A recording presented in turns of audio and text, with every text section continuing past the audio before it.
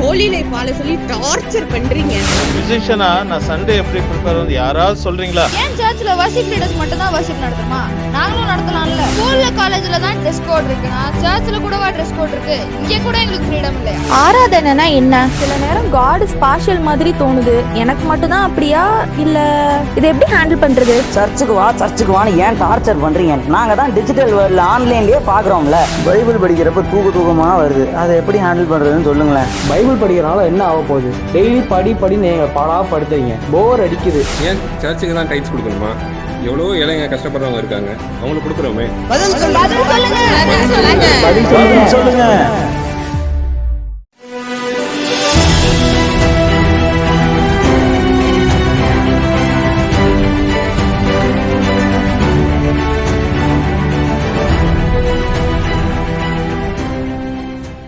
Hello friends, welcome to பதில் சொல்லுங்க. நான் உங்கள் தீபா. நம்ம இன்னைக்கு 88th எபிசோட பதில் சொல்லுங்க ப்ரோக்ராமுக்கு வந்திருக்கோம். ஸோ ஃபர்ஸ்ட் டைம் நீங்கள் எங்கள் பதில் சொல்லுங்க ப்ரோக்ராம் பார்க்குறவங்களா இருந்தீங்கன்னா நாங்கள் இதுக்கு முன்னாடி நிறைய செட்ஸான கொஸ்டின்ஸ் வந்து டிஸ்கஸ் பண்ணியிருப்போம். அதோட லிங்க் எங்கள் டிஸ்கிரிப்ஷன் பாக்ஸில் கொடுத்துருப்போம். பார்க்காதவங்க பாருங்கள், நிச்சயமாக உங்களுக்கு யூஸ்ஃபுல்லாக இருக்கும். சரி, ஓகே. இன்றைக்கும் நான் வந்து யங்ஸ்டர்ஸ்க்கு இருக்கக்கூடிய ஒரு சில கேள்விகளை வந்து நான் எடுத்துகிட்டு வந்திருக்கேன். அது என்ன அப்படின்னு பார்க்குறதுக்கு வாங்க நம்ம ப்ரோக்ராமுக்கு போய் நான் ஆண்டி வெல்கம் பண்ணிடலாம்.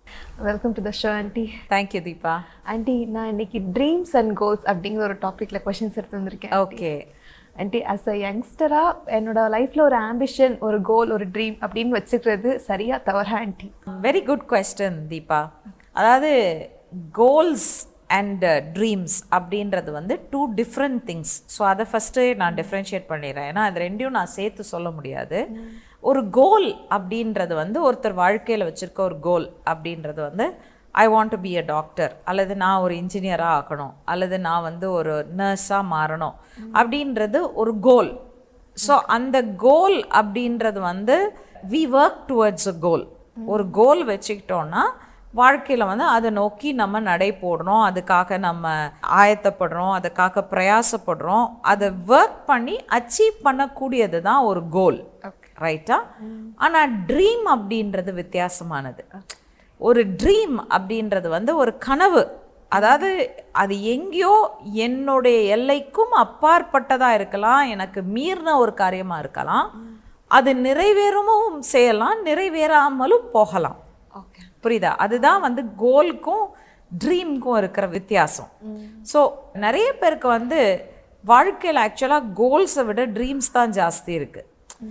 கோல் அப்படின்னு ஒன்று வச்சுருந்தோன்னா நம்ம we usually work towards it. அதை நோக்கி நம்ம என்ன செய்கிறோம், பயணிக்கிறோம், நம்ம அதுக்காக பிரயாசப்படுறோம். இப்போ நான் வந்து ஒரு டாக்டர் ஆகணுன்னா அதுக்கேற்ற படிப்பு நான் படிக்கணும், அதுக்குரிய ஹார்ட் ஒர்க், எஃபர்ட் எல்லாம் போடணும். ஸோ அந்த கோல்ன்றது வந்து அந்த மாதிரி போகிற ஒரு காரியம். ட்ரீம்ன்றது வந்து நான் இப்படி ஆகணும் ஒரு கனவு தான் இருக்கே தவிர அதற்குரிய எந்த ஒரு ஒர்க்கிங்கும் என் லைஃப்பில் இல்லாத போதான் அதை ட்ரீம்னு சொல்கிறோம். ஸோ அது சாத்தியமாகவும் செய்யலாம், ஆகாமலும் போகலாம், இல்லையா? ஸோ இதுதான் இது ரெண்டுக்கும் இருக்கிற வித்தியாசம். Okay aunty. Aunty, as a கிறிஸ்டியனாக எனக்குன்னு ஒரு கோல் வச்சுக்கலாமா ஆண்டி? இப்போது as a Christian having a goal is very good. ஆனால் அதே நேரத்தில் அந்த கோல் வந்து தேவன் என் வாழ்க்கைக்காக வைத்திருக்கிற சித்தத்துக்குள்ளே திட்டத்துக்குள்ளே இருக்கா அப்படின்னு தெரிஞ்சுக்கிறது ரொம்ப ரொம்ப நல்லது. இல்லைன்னா நம்ம வாழ்க்கையில் நிறைய டிசப்பாயின்மெண்ட்ஸை சந்திக்க வேண்டியதாக இருக்கும். Even more so with dreams. அதுக்கு பின்னாடி வரலாம். பட் ஃபர்ஸ்ட் நான் let me start with goals. இப்போ என் வாழ்க்கைக்கு நான் வந்து ஒரு இலக்கு வச்சுருக்கேன், ஒரு நோக்கு வச்சுருக்கேன், ஒரு கோல் வச்சுருக்கேன் அப்படின்னா நான் பயணிக்கலாம், அதை நோக்கி நான் பயணிக்கலாம், அதில் தப்பே கிடையாது. ஆனால் இது எனக்காக தேவன் வைத்திருக்கிற சித்தமா திட்டமா என்பதை ஒரு வாலிபன், ஒரு எஸ்பெஷலி ஒரு கிறிஸ்தவ வாலிபனோ வாலிப பெண்ணோ கேட்டு அறிந்து கொள்வது ரொம்ப ரொம்ப நல்லது. ஏன்னா பல நேரத்தில் நீங்கள் ஹார்ட் ஒர்க் பண்ணி கடைசியில் அந்த எண்ட் பாயிண்ட்டுக்கு வந்து ஒரு டிஸப்பாயின்மெண்ட்டில் அது முடிய வேண்டாமே. இப்போது என்னை பொறுத்த வரைக்கும்லாம் அப்படி தான் நான் இருந்தேன். ஏன்னா எனக்கு வந்து என்னுடைய ஒரே கோல் வந்து மெடிசன். அப்போ நான் அதுக்காக படித்தேன், அதுக்காக எஃபர்ட் எடுத்தேன், எல்லாமே பண்ணேன். நான் நிறைய இடத்துல என்னுடைய டெஸ்ட்மனியும் நான் சொல்லியிருக்கேன். அதாவது எனக்கு மார்க் இல்லாமல் இல்லை, எனக்கு வந்து படிக்கக்கூடிய திறமை இல்லாமல் இல்லை, எல்லாமே இருந்தது. பட் எங்கேயோ ஆண்டவர் வந்து அது என்னுடைய வாழ்க்கைக்கு அது ஆண்டவர் வைக்கலை. ஏன்னா எஸ்பெஷலி நான் வந்து சிறு பிராயத்துலேருந்து ஆண்டவர் அறிந்த ஒரு வாழ்க்கையை தான் நான் வாழ்ந்திருக்கேன். ஆண்டவருடைய ஊழியத்துக்கு நான் என்னை அர்ப்பணிச்சிட்டேன். அப்போ என்னுடைய விருப்பம், என்னுடைய கோல் என்னவா இருந்ததுன்னா மெடிசன் படித்து அதன் மூலமாக ஒரு மெடிக்கல் மிஷினரியாக ஆண்டவர் ஊழியம் செய்யணுன்றதான் என்னுடைய விருப்பம். பட் தேவனுடைய திட்டம் வேறையாக இருந்தது. அப்போ எனக்கு வந்து நிறைய டிசப்பாயின்மெண்ட்ஸை சந்திக்க வேண்டியது இருந்தது லைஃப்பில். அது பெரிய போராட்டங்களை என் வாழ்க்கையை தலைகீழாக மாற்றிச்சு. அப்போது ஒருவேளை நான் கர்த்தருக்குள்ளே இல்லைன்னா அந்த பாயிண்டில் தடுமாறி நான் எங்கேயோ ஆண்டவரை விட்டு தூரம் போயிருப்பேன். ஆனால் பை காட்ஸ் கிரேஸ் நான் கர்த்தருக்குள்ளே இருந்தேன். கர்த்தர் எல்லாவற்றையும் மாற்ற வல்லமை உள்ளவர் அப்படின்ற அந்த ஒரு நம்பிக்கை எனக்குள்ளே இருந்ததுனால அங்கேருந்து எழுந்து நான் முன்னேறி போவதற்கும் ஆண்டவர் எனக்கு கிருபை செய்தார். இன்ஃபேக்ட் அந்த கோல் அச்சீவ் பண்ணலை ஃபஸ்ட் டைம் அப்படின்றப்போ என்கிட்ட ஒருத்தவங்க சொல்கிறாங்க, திரும்ப நீ வந்து ட்ரை பண்ணு, திரும்ப இது வந்து அட்டெம்ப் பண்ணு. சம்டைம்ஸ் வந்து ஆண்டவர் நமக்கு வந்து திரும்ப திரும்ப அட்டெம்ப் பண்ணும்போது வெற்றியை தருவார். ஆனால் தேவன் அதுக்குள்ளேயே எனக்கு வந்து தெளிவாக அதே பர்சன் மூலமாக அவங்க என்கிட்ட பேசிட்டு எனக்காக ஜெபம் பண்ணுறாங்க. அவங்க வாய் மூலமாகவே ஆண்டவர் இது என்னுடைய பாதை இல்லை, இதை விட்டுரு அப்படின்றத ஆண்டவர் என்னோடு பேசினதுனால கம்ப்ளீட்டாக அதுலேருந்து விலகி finally I had to refine my path. திரும்ப என்னுடைய பாதையை நான் கண்டுபிடிக்க வேண்டியதாக இருந்தது. ஸோ நான் என்ன சொல்கிறேன்னா, நீங்கள் கர்த்தருக்குள்ளே இருக்கிற வாலிபராக இருக்கிறீங்களா, கர்த்தருக்குள்ளே இருக்கிறவங்களா இருக்கிறீங்களா, ஆண்டவர்கிட்ட கேட்டுருங்க, ஆண்டவரே எனக்கு நீங்கள் வைத்திருக்கிறது என்ன, அதை நான் என் கோலாக மாற்றிக்கிறேன் அப்படின்னா சக்ஸஸ் ஈஸியாக வந்துடும் உங்கள் லைஃப்பில். புரியுதா?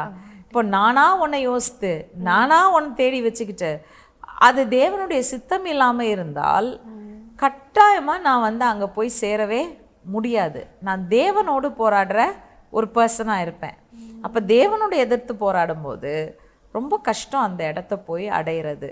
ஸோ இதை வந்து நம்ம தெளிவாக ஆரம்ப காலத்திலே நம்ம வந்து கிளாரிஃபை பண்ணிக்கிட்டோன்னா நம்ம அது ஈஸியாக அந்த எண்டை நம்ம வந்து அச்சீவ் பண்ணிடலாம். ஆண்டி, இப்போது வந்து நான் கிறிஸ்டியனாக மாறிட்டேன். ஸோ எனக்குன்னு ஒரு கோல் இருக்கப்ப அது வந்து ஆண்டவர் நிறைவேற்றணும் அப்படின்னு விருப்பப்படுறேன். ஏன் ஆண்டவர் அவரோட கோல்ஸ் நம்ம செய்யணும் அப்படின்னு ஒரு கொஸ்டின் வருது ஆண்டி. என்னன்னா இதுதான் ப்ராப்ளம் நிறைய கிறிஸ்டியன்ஸ்க்கு இன்றைக்கி வந்து என்னென்னா, நான் ஆண்டவர்கிட்ட வரேன், அவர் என்னுடைய கோல்ஸ் எல்லாம் நிறைவேற்றி தரணும் அப்படின்றதுக்காகத்தான் வர்றாங்க.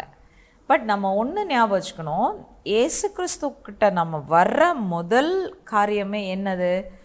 பாவத்திலிருந்து நம்மளை விடுதலையாக்கி நரகத்தை நோக்கி ஓடிக்கொண்டு இருக்கிற நம்மளை திருப்பி பரலோகத்தின் பாதையில் நம்மளை கொண்டு போகிறார் இல்லையா? அப்போது இந்த வாழ்க்கையை கடந்து நிரந்தரமாக நம்ம வாழ்க்கை நாசமாக போகாமல் என்றென்றைக்கும் தேவனோடு நல்ல ஒரு சந்தோஷமான ஒரு வாழ்க்கையை வாழ்கிறதுக்கான ஒரு பாதையை தேவன் நமக்கு இந்த ரட்சிப்பின் மூலமாக நமக்கு நியமித்து கொடுக்குறார். இப்போ நீங்கள் ரட்சிக்கப்படாதவங்களாக இருந்தால் தட்ஸ் டிஃப்ரெண்ட். பட் நீங்கள் ரட்சிக்கப்பட்டுட்டீங்க, இருக்கிறதுலே விலையேற பெற்ற கிஃப்டை நீங்கள் பெற்றுட்டீங்க. என்னது? நித்திய ஜீவன். அப்போது அந்த நித்திய ஜீவனை பெற்றிருக்கிற நீங்கள் அந்த நித்திய ஜீவனை கொடுத்தவருடைய விருப்பத்தை செய்கிறதுல என்ன பிரச்சனை? கரெக்டா? இப்போ அவர் வந்து இவ்வளோ பெரிய ஒரு கிஃப்டை கொடுத்துருக்காரு, இட்டர்னிட்டிக்கு உங்களுக்கு ஒரு கிஃப்டை கொடுத்துருக்காரு. நீங்கள் என்ன கேட்குறீங்க? இந்த 70 வருஷம் 80 வருஷம் உலகத்தில் வாழ்கிற காலத்துக்கு என்னை வந்து என்ன செய்யுங்க, ஏன் விருப்பத்தை நிறைவேற்றுங்க அப்படின்னு சொல்லி நம்ம கேட்குறோம்.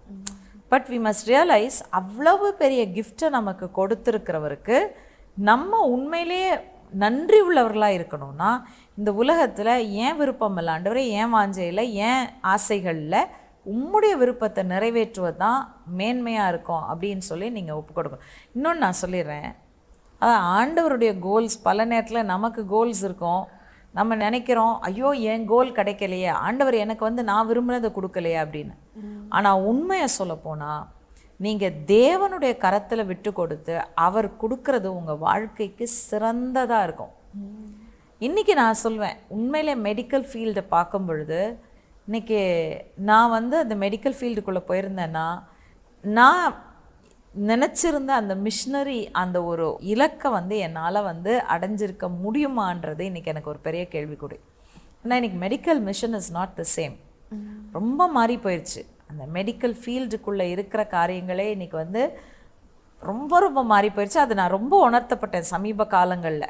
நிறைய பேர் ரொம்ப கஷ்டமான பாதைகள் வழியாக கடந்து வந்தப்போ அவங்க போன அந்த மெடிக்கல் ஜேர்னியை பார்க்கும் பொழுது, அவங்க சந்தித்த டாக்டர்ஸ், அவங்க போன ஹாஸ்பிட்டல்ஸ், அவங்களுக்கு நடந்த சம்பவங்களை ரிலேட் பண்ணும்போது நான் உண்மையிலேயே அப்போ தான் சொன்னேன், ஆண்டவரே நல்ல வேளை நீங்கள் என்னைய டாக்டர் ஆக விடலை. ஏன்னா இப்படிப்பட்ட ஒரு இடத்துல I would have been a misfit. எனக்கு வந்து நிச்சயமாக என்னால் இந்த மாதிரி காரியங்களுக்கு ஒத்து போயிருக்கவே முடியாது. ஸோ நல்ல வேளை நீங்கள் என்னை வந்து இந்த இடத்துல விடலை அப்படின்னு இன்றைக்கி நான் ஃபீல் பண்ணுறேன். நான் வந்து அதுக்காக ஆண்டவருக்கு உண்மையிலே நன்றி சொல்கிறேன்.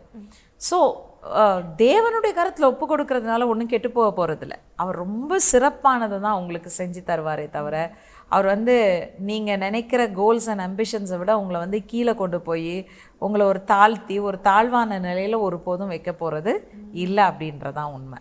ஓகே ஆண்டி சம்டைம்ஸ் வந்து இந்த என்னோட கோல்ஸ் விருப்பம் அப்படின்னு ஒன்று வச்சுருப்போம். ஆண்டவரோட சித்தம் வரும்போது வந்து அது வந்து இதை விட்டுட்டு அதை வந்து ஓடிக்கிறது கொஞ்சம் கஷ்டமாக இருக்கும்ல ஆண்டி. அந்த சுச்சுவேஷனில் என்ன ஆண்டி பண்ணுறது?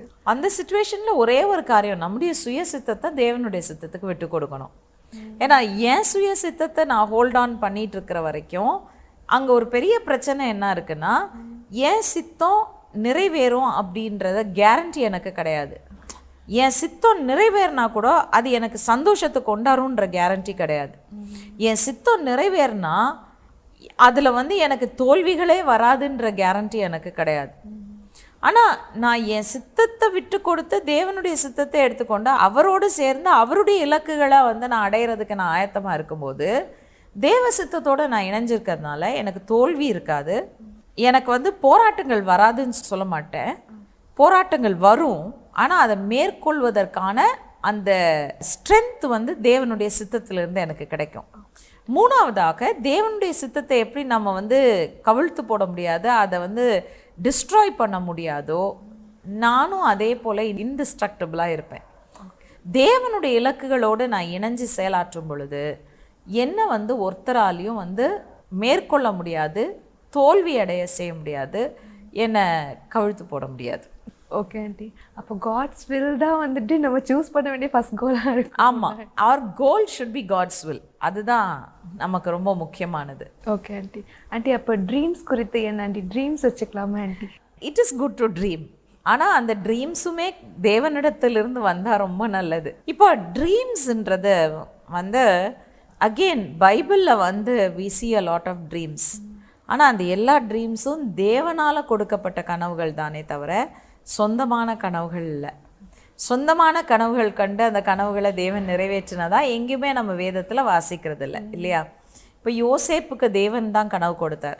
அதாவது அந்த 12 ஷீவ்ஸ் வந்து அவருடைய அந்த அரிக்கட்டுகள் வந்து அவருடைய அரிக்கட்டுக்கு முன்னாடி வணங்குற மாதிரி, சந்திரனும் நட்சத்திரங்களும் சூரியனை வணங்குற மாதிரி, இந்த ட்ரீம்ஸ் எல்லாம் தேவனால் கொடுக்கப்பட்ட ட்ரீம்ஸ். அப்போ அது வந்து நிறைவேறதுல எந்த பிரச்சனையும் இல்லை.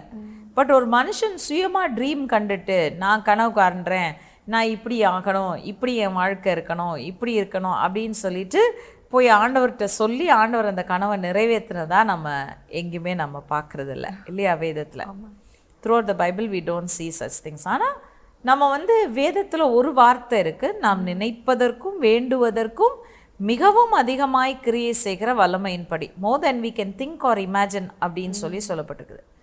பட் அதுக்குன்ட்டு நான் வந்து ஒரு இமேஜினேஷனை வச்சுட்டு இது தான் எனக்கு நிறைவேறணும் அப்படின்றது, இப்போ I hope you understand that. அதாவது கனவு காண்றது தப்பு இல்லை, ஆனால் இது தான் நிறைவேறணும், இது தான் நடக்கணும் அப்படின்னு நான் வந்து தேவனை வந்து என்னுடைய கனவுக்கு கட்டுப்படுத்துறது தப்பு. ஏன்னா அது தேவனுடைய இறையாண்மை, அவருடைய சாவரனிட்டி. அவர் வேணா செய்யலாம், வேணாட்டி அதை வந்து பண்ண மாட்டேன்னு சொல்லிட்டு போகலாம். இந்த ரியலைசேஷன் இன்றைக்கி நமக்கு இல்லை. ஏன்னா நிறைய விதத்தில் நம்ம தவறாக போதிக்கப்பட்டு இருக்கிறோம். அதாவது என் கனவுகள், என் லட்சியங்கள், என் நோக்கங்களை நிறைவேற்றுறதுக்கு தான் தேவன் அப்படின்ற ஒரு கான்செப்டில் இன்றைக்கி கிறிஸ்டியானிட்டி போயிடுச்சு.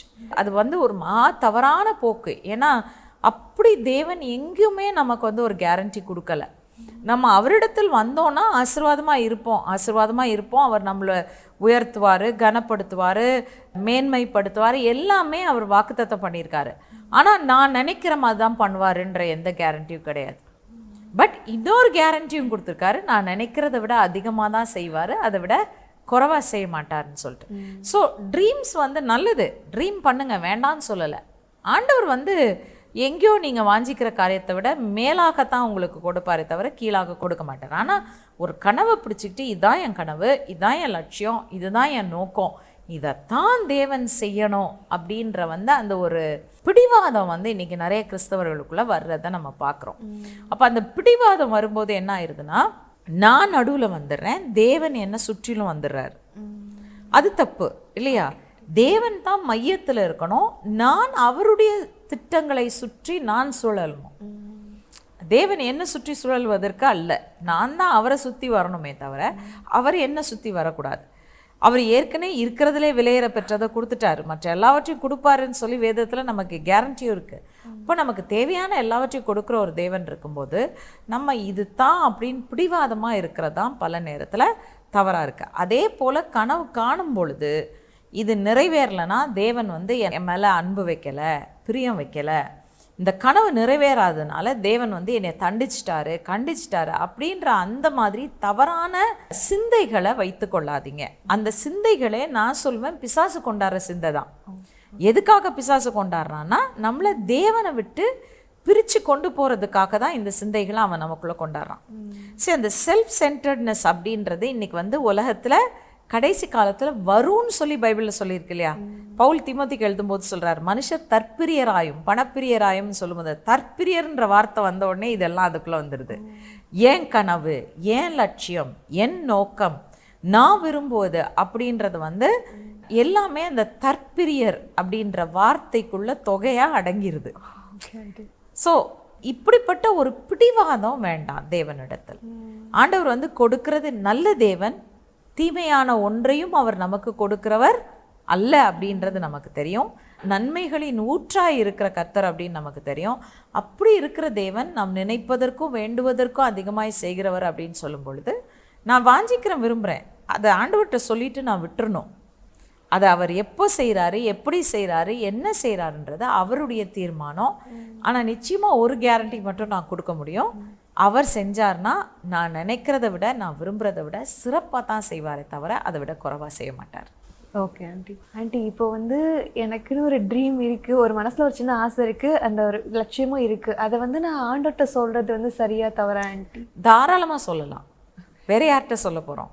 அப்பா அம்மாட்ட சொன்னால் நிறைவேற்றுவாங்க அப்படின்ற ஒரு அஷூரன்ஸ் நமக்கு கிடையாது. அல்லது அவங்களால நிறைவேற்ற முடியுமா முடியாதான்ற ஒரு கொஸ்டின் கூட நமக்கு இருக்குது. But we are always free to communicate with God. ஆண்டவர்கிட்ட எப்போவுமே என் இருதயத்தின் ஆழத்தில் இருக்கக்கூடிய எந்த ஒரு சின்ன வாஞ்சியாக இருந்தாலும் சரி, பெரிய வாஞ்சியாக இருந்தாலும் சரி, ஆண்டவருக்கு நான் தெரிவிக்கிறது தப்பே கிடையாது. முதலாவது அவருக்கே தெரியும் எனக்குள்ளே என்ன இருக்குது. அதாவது நம்முடைய சிந்தையில் வந்து எண்ணங்கள் தோன்றுவதுக்கு முன்னே, நம்முடைய வாயில் வார்த்தைகள் தோன்றுவதுக்கு முன்னே தேவன் அதை அறிந்திருக்கிறார் இல்லையா? நம்மளை சிருஷ்டித்த தேவன், அவர் அறியாமல் இருக்கவே மாட்டார். ஸோ நிச்சயமாக அவருக்கு தெரியும். ஆனாலும் என் வாயால் நான் வந்து அதை அவருக்கு கம்யூனிகேட் பண்ணுறது தப்பே கிடையாது. கம்யூனிகேட் பண்ணுறது ரொம்ப நல்லது. It's a good thing to communicate with God. ஆனால் அதே நேரத்தில் நான் சொன்னது போல் கம்யூனிகேட் பண்ணிவிட்டு அவருடைய சித்தத்துக்கு விட்டுருங்க. அதை பிடிவாதமாக பிடிச்சிக்கிட்டு இது தான், இது நிறைவேறினா தான் அப்படின்ற அந்த ஒரு பிடிவாதத்துக்கு வராதிங்க. ஏன்னா அந்த பிடிவாதத்துக்குன்னு வந்தீங்கன்னா என்ன செஞ்சோன்னா பிசாசு இதையே பயன்படுத்திட்டு நம்மளை வந்து அந்த காரியம் நிறைவேறாமல் போனாலோ, அல்லது நான் விரும்புகிறபடி அல்ல தேவன் கொஞ்சம் வித்தியாசமாக அதை செஞ்சார்னாலோ என்ன செஞ்சிருவான் பிசாசுனா, பற்றியா ஆண்டவருக்கும் பேர்லாம் அன்பு இல்லை, நீ கேட்டதை அவர் நிறைவேற்றலை, தான் விருப்பத்தை தான் செய்கிறாரே தவிர உன் விருப்பத்தை அவர் செய்ய மாட்டேங்கிறாரு அப்படின்ற அந்த ஒரு தவறான ஒரு எண்ணத்தை கொண்டாந்து நம்மளை தேவனை விட்டு தூரம் கொண்டு போயிடுவான், தேவ சித்தத்தை விட்டு தூரம் கொண்டு போயிடுவான். இன்னும் ரொம்ப முக்கியமானது சொல்லப்போனால் ஆண்டவர் கொடுக்குற அந்த ஆசீர்வாதத்தை நம்ம அனுபவிக்காமல் சந்தோஷமாக ஏற்றுக்கொள்ளாமல் அதை விட்டு வெளியில் போகிற அளவுக்கு நம்மளை வந்து அந்த ஆசீர்வாதத்தை விட்டு அவன் தூரமாக்கிடுவான் அப்படின்றதான் உண்மை. So it is good to have dreams, ambitions எல்லாமே இருக்கட்டும், இருக்கிறது தப்புன்னு இல்லை. நான் சின்ன வயசில் ஒரு டீச்சர் ஆகணும்னு ஆசைப்படலாம், அல்லது நான் வந்து ஒரு டாக்டர் ஆகணும்னு ஆசைப்படலாம். எப்படிப்பட்ட ஆசை வேணாலும் இருக்கட்டும், அந்த ஆசைகளை தேவனிடத்தில் கம்யூனிகேட் பண்ணுங்கள். கம்யூனிகேட் பண்ணிட்டு அவருடைய விருப்பத்துக்கு விட்டுருங்க.